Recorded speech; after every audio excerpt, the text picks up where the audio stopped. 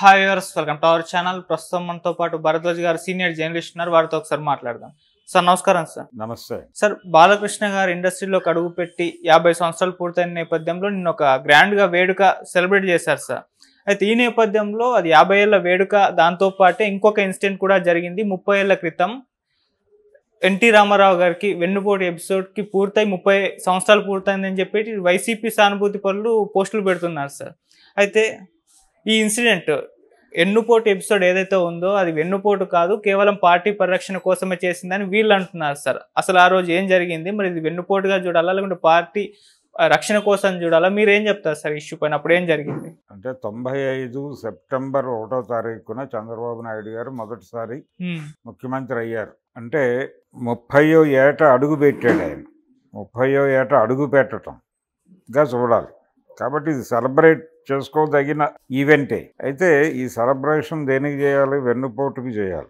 అంటే వెన్నుపోటు, ఎన్టీఆర్కి వెన్నుపోటు జరిగి సక్సెస్ఫుల్ వెన్నుపోటు, అంతకుముందు అన్సక్సెస్ఫుల్ వెన్నుపోటు ఒకటి జరిగింది. ఆయన ఉన్నారు జీవించే, నాదెండ్ల భాస్కర్ రావు గారు. వారి కుమారుడు ఇప్పుడు చంద్రబాబు గారి క్యాబినెట్లో ఉన్నాడు, నాదెండ్ల మనోహర్. కాబట్టి అందరూ కలిసి సెలబ్రేట్ చేసుకోగలిగినటువంటి ఒక ప్లాట్ఫామ్ మీదకి వచ్చేసారు. సెలబ్రేట్ చేసుకోవాలి అనుకుంటున్నారా లేదా అనేది పక్కన పెట్టేస్తే, ఆ రోజున ఎన్టీ రామారావు గారికి జరిగినటువంటి వెన్నుపోటు కార్యక్రమం పార్టీ పరిరక్షణ కోసం అని చెప్తున్నారు, కానీ పార్టీ పరిరక్షణ కోసం కాదు. చంద్రబాబు నాయుడు గారు అధికారంలోకి రావటం కోసం జరిగినటువంటి కార్యక్రమం. చంద్రబాబు నాయుడు అధికారంలోకి రావటం అనేది ఆ రోజున పార్టీ శ్రేణులు కోరుకున్నటువంటి కార్యక్రమం కాదు. పార్టీకి సంబంధం లేకుండా మార్కెట్ కోరుకుంది. మార్కెట్ కోరుకున్నటువంటి ముఖ్యమంత్రి చంద్రబాబు నాయుడు. ఇది గమనించాలి. అంటే ఆ రోజు జరిగింది ఏమిటి? 94లో ఆయన రికార్డు మెజారిటీతో గెలిచాడు. 94లో జరిగినటువంటి అసెంబ్లీ ఎన్నికల్లో ఎన్టీ రామారావు గారు రికార్డు మెజారిటీతో గెలిచి ముఖ్యమంత్రి పీఠం మీద కూర్చున్నాడు మూడోసారి. కూర్చున్న తర్వాత అప్పటికి 90 దశకం ప్రారంభంలోనే భారతీయ ఆర్థిక వ్యవస్థ మార్కెట్ ఎకానమీలోకి ప్రవేశించింది. మార్కెట్ ఎకానమీలోకి భారత ఆర్థిక వ్యవస్థ ప్రవేశించే సమయంలో ఈయన ప్రతిపక్షంలో ఉన్నాడు. ఈయన అధికార పక్షంలోకి వచ్చేసరికి అప్పుడే మార్కెట్ ఎకానమీ వేగం పుంజుకుంటున్నటువంటి దశలోకి వచ్చింది. ఆ సందర్భంలో ఒక రాంగ్ సీఎంగా ఎంట్రీ ఇచ్చాడు ఈయన. ఈయనకి ఆ డైనమిక్స్ అర్థం కాలేదు. ఆయన ముఖ్యమంత్రి అవుతూనే మద్యపాన నిషేధం ఫైల్ మీద సంతకం పెట్టాడు. అది మార్కెట్ సెంటిమెంట్ను కొంత ఇబ్బంది పెట్టింది. దశల వారీగా వెళ్దాము మద్యపాన నిషేధానికి అనేటువంటి ప్రతిపాదనని ఆయన తిరస్కరించాడు. తిరస్కరించి ఎన్నికల్లో మనం చెప్పాం కదా, ఇలా పూర్తి మద్యపాన నిషేధం, సంపూర్ణ మద్యపాన నిషేధం చేస్తాను, ఆ ఫైల్ మీద సంతకం పెడతాను ప్రమాణ స్వీకారం రోజే అని చెప్పాను కదా, అదే చేస్తానన్నాడు, అదే చేశాడు. ఇది మార్కెట్ సెంటిమెంట్ని దెబ్బకొట్టింది. కొంత అక్కడి నుంచి డీవియేషన్స్ మొదలైనవి. అంటే రాంగ్ టైం, అంటే రైట్ టైంలో రాంగ్ సీఎం ఉన్నాడు అని మార్కెట్ అనుకుంది. అనుకున్న దగ్గర నుంచి నెమ్మదిగా ఈ మనిషిని అక్కడి నుంచి తప్పిస్తే బెటరు అనేటువంటి ఆలోచన. అంటే రకరకాల వ్యవహారాలకు ఆయన కొంచెం అడ్డంగా నిలబడ్డాడు. అందుకని ఆయన్ని తప్పించాలి అని మార్కెట్ అనుకోవటం వల్ల నిధుల సమీకరణ తేలికైంది. చంద్రబాబు నాయుడు అనేటువంటి వ్యక్తికి ఆ రోజున చంద్రబాబుకి, ఈ రోజున చంద్రబాబు కాదు, ఆ రోజున చంద్రబాబుకి ఒక ప్రభుత్వాన్ని కూల్చి ప్రభుత్వాన్ని ఏర్పాటు చేసేంత ఆర్థిక స్తోమత లేదు. ఆ ఆర్థిక స్తోమత వచ్చింది ఆయనకి. ఎలా వచ్చింది అంటే సపోర్టు దొరికింది. ఈ మార్కెట్ సపోర్టు రకరకాలుగా ఆర్గనైజ్ అయింది. ఇండియన్ ఎక్స్ప్రెస్ ఆఫీస్ నుంచి సూట్ కేసులు వెళ్ళినాయి ఆ రోజున. అంటే నార్త్ ఇండియన్ ఇండస్ట్రియల్ లాబీ కూడా ఫైనాన్స్ చేసింది ఆ ఈవెంట్కి, ఆ సందర్భానికి. ఇది దృష్టిలో పెట్టుకోవాలి. ఇది పార్టీ పరిరక్షణ కాదు. పార్టీ పరిరక్షణ లేకపోతే వెన్నుపోటు, వీటన్నిటికంటే కూడా మార్కెట్టు తన కోసం తాను డిజైన్ చేసుకున్నటువంటి ఒక కార్యక్రమం. అందులో భాగంగానే ఎన్టీ రామారావు గారిని పదవి నుంచి తప్పించి చంద్రబాబు నాయుడు గారిని ఆ ప్లేస్లో కూర్చోబెట్టారు. అది అవసరార్థం, మార్కెట్ అవసరార్థం జరిగింది. మార్కెట్టే భగవంతుడు ప్రస్తుతం యుగంలో. కాబట్టి ఈ యుగపు దైవం నిర్ణయించింది చంద్రబాబు ముఖ్యమంత్రి కావాలి అని. అందుకయ్యాడు ఆయన. ఆ అయిన సందర్భం సెప్టెంబర్ 1, 1995 సెప్టెంబర్ 1వ తారీఖు ఈయన ముఖ్యమంత్రి అయ్యాడు. జనవరిలో ఆయన చనిపోయాడు. ఇది ఇంకొక కలిసి వచ్చిన అదృష్టం ఆయనకి, చంద్రబాబుకి.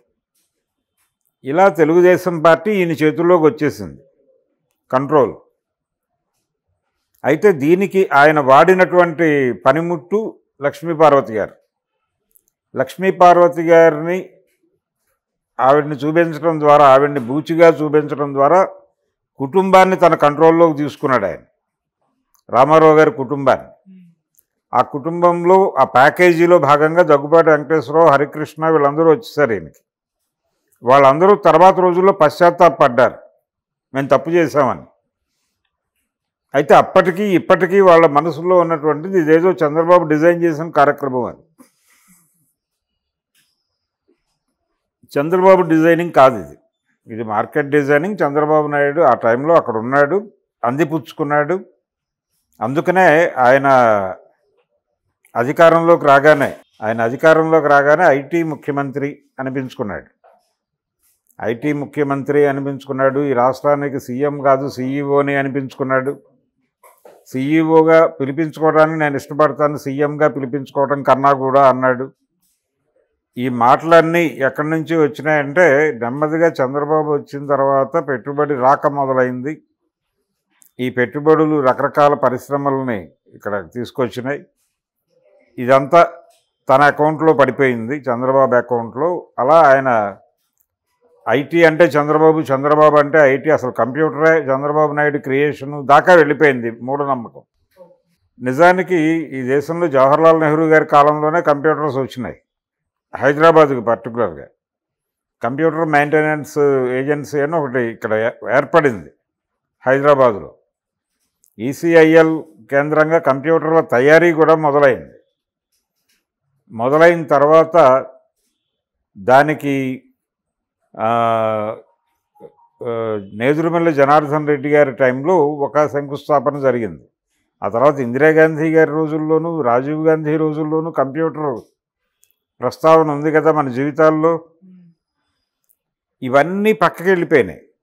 ఇక్కడ ఏర్పాటు చేసినటువంటి కంప్యూటర్ మెయింటెనెన్స్కి సంబంధించిన ఇన్స్టిట్యూటు ఇవన్నీ పక్కకి వెళ్ళిపోయి చంద్రబాబు నాయుడు అంటే ఐటీ అంటే చంద్రబాబు కింద మారిపోయింది సినిమా. దానికి కారణం పెట్టుబడుల ప్రవాహం, హైటెక్ సిటీ నిర్మాణం, ఇవన్నీ. దానికి శంకుస్థాపన చేసినటువంటి జనార్దన్ రెడ్డి కూడా వెళ్ళిపోయి చంద్రబాబు నాయుడు పేరు స్థిరపడింది. ఇది క్రమం. ఈ క్రమంలో జరిగినటువంటి వెన్నుపోటు కార్యక్రమం, ఆ రామారావు గారిని పదవిలోంచి దించేసిన తర్వాత పార్టీని ఆయన చాలా జాగ్రత్తగా, పద్ధతిగా తన కంట్రోల్లోకి ఒక అద్భుతమైనటువంటి స్కెచ్ వేసి తెచ్చుకున్నాడు. అన్ని విధాల అంటే కోర్టుని కూడా ఎలా కంట్రోల్ చేయాలి. ఆ రోజున ఉన్నటువంటి ఒక జడ్జి గారు ప్రభాశంకర్ మిశ్రాని ఆయన ఎలా తన గుప్పిట్లోకి తెచ్చుకున్నారు. తన గుప్పిట్లోకి తెచ్చుకోవటం అంటే తనకు అనుకూలమైనటువంటి జడ్జిమెంట్ వచ్చేలాగా కోర్టుని ఎలా ఆర్గనైజ్ చేసుకున్నాడు అనేది. వ్యవస్థల్ని మేనేజ్ చేస్తాడు చంద్రబాబు అనే మాట అక్కడి నుంచే పుట్టింది. ఆయన వ్యవస్థల్ని ఏ లెవెల్లో మేనేజ్ చేయగలడు అనేది ప్రభాశంకర్ మిశ్రా గారి వ్యవహారంలో ఆయన ముందుకు వెళ్ళినటువంటి చంద్రబాబు గారి కేసు. అంటే పార్టీని తన హస్తగతం చేసుకోవడానికి, పార్టీ పేరుతో ఉన్నటువంటి అకౌంటు చంద్రబాబు నాయుడు గారికి ఆయన చేతిలోకి వెళ్ళినటువంటి పార్టీకి ట్రాన్స్ఫర్ కావటం వెనకాల ఆ రోజు కోర్టు జడ్జిమెంట్ చాలా కీలకంగా పనిచేసింది. ఆ జడ్జిమెంట్ డెలివరీ చేసినటువంటి జడ్జి గారికి ఆయనకి ఉన్నటువంటి లింకు ఇవన్నీ చూడాలి. ఇలా చంద్రబాబు నాయుడు గారు చాలా పద్ధతిగా, సిస్టమేటిక్గా అందరినీ కలుపుకుని వెళ్ళి అధికారాన్ని తన వైపుకు తిప్పుకొని, ఒకవేళ ఈ ప్రయోగంలో తను ఫెయిల్ అయితే, ఎందుకంటే గతంలో ఇలాంటి అనుభవం ఒకటి ఉంది, నాదెండ్ల భాస్కర్రావు అనే చేదు జ్ఞాపకం ఉంది కళ్ళ ముందే. కనుక ఇలా ఫెయిల్ అయితే తన భవిష్యత్తు ఏమిటి, దానికి కూడా ఒక గ్యారంటీ తీసుకున్నాడు మార్కెట్ నుంచి. ఆయన మార్కెట్ నుంచి ఆ గ్యారంటీ పొందిన తర్వాత ఈ యజ్ఞంలోకి దిగాడు. ఆయన దిగి ఆ యజ్ఞం కంప్లీట్ చేశాడు. సో ఇంత హిస్టారికల్ ఈవెంట్ అది. ఏది సెప్టెంబర్ 1 అనేది. సెప్టెంబర్ 1 అనేది తెలుగువారి జీవితాల్లోకి మార్కెట్ ప్రవేశించి జరిపినటువంటి ఒక క్రతువు. ఆ రోజు రామారావు గారిని తప్పించి చంద్రబాబు నాయుడు ముఖ్యమంత్రి కావటం అనేది ఆగస్టు సంక్షోభం అంటారు దీన్ని. ఆగస్టులో జరిగింది ఇన్సిడెంట్. సెప్టెంబర్ 1వ తారీఖున నేను ముఖ్యమంత్రి అయ్యాడు. అందుకని తెలుగుదేశం పార్టీ చరిత్రలోనే కాదు, తెలుగువారి చరిత్రలో కూడా సువర్ణాక్షరాలతో లిఖించదగ్గటువంటి పేరు సెప్టెంబర్ 1. అది చంద్రబాబు నాయుడు గారి రాజకీయ ప్రస్థానంలో సూపర్ హిట్ కొట్టినటువంటి సందర్భం. ఆ తర్వాత ఆయన రామారావు గారి గెలుపు మీద ఆధారపడి ఏర్పాటు చేసుకున్నటువంటి ప్రభుత్వాన్ని నడిపాడు. మొదటిసారి ఎన్నికల్లోకి వెళ్ళాడు తన సొంత దమ్ము మీద, తన నాయకత్వంలో. ఆ ఎన్నికల్లో గెలిచాడు ఆయన. 94లో రామారావు గారు గెలిస్తే 99లో చంద్రబాబు గారు తన దీంతో గెలిచాడు. అంటే అప్పుడు వాజ్పేయి గారితో టైఅప్ అయి ఉన్నాడు బీజేపీతో. ఆ గ్లామర్ కలిసి వచ్చి కార్గిల్ తాలూకా గ్లామరు ఇవన్నీ కలిసి వచ్చి గెలవగలిగాడు. గెలిచిన తర్వాత ఆయన పాలన అంటే పూర్తి స్థాయిలో చంద్రబాబు నాయుడు గారి పాలన అది కంప్లీట్ అయిపోయిన తర్వాత ఓడిపోయాడు ఆయన. అలిపిరి దాడి మీద ఆయన ముందస్తు ఎన్నికలకు వెళ్ళటం, ఆ ముందస్తు ఎన్నికలకు వెళ్ళి కాంగ్రెస్ పార్టీ చేతుల్లో ఓడిపోయి వైఎస్ రాజశేఖర రెడ్డికి అధికారం అప్పచెప్పాల్సి రావటం, ఇలా నడిచింది చరిత్ర. ఆ తర్వాత 10 ఏళ్లకి మళ్ళీ సీఎం అయ్యాడు ఆయన. 2014లో 5 ఏళ్లకు ఓడిపోయాడు, మళ్ళీ మొన్న సీఎం అయ్యాడు. ఇది టోటల్గా ఆయన రాజకీయ ప్రస్థానం. ఇప్పుడు ఆయన ఇంకొక ఎన్నికలో కంటెస్ట్ చేస్తారా లేదా తెలియదు. 4 వయసులో ఆయన 45 సంవత్సరాలు అనుకుంటాను మేబీ ఆయనకి, ఆ వెన్నుపోటు టైంకి.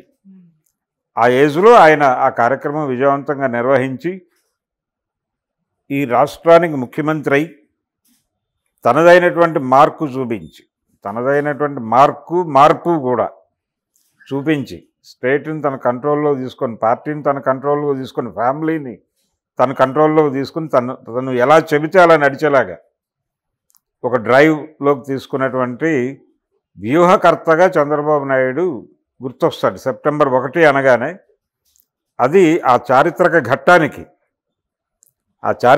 ఘట్టానికి 3 పదులు నిండాయి. ఇప్పుడు నిండి అంటే 29 ఏళ్ళు నిండి 30వ ఏట ప్రవేశించాం.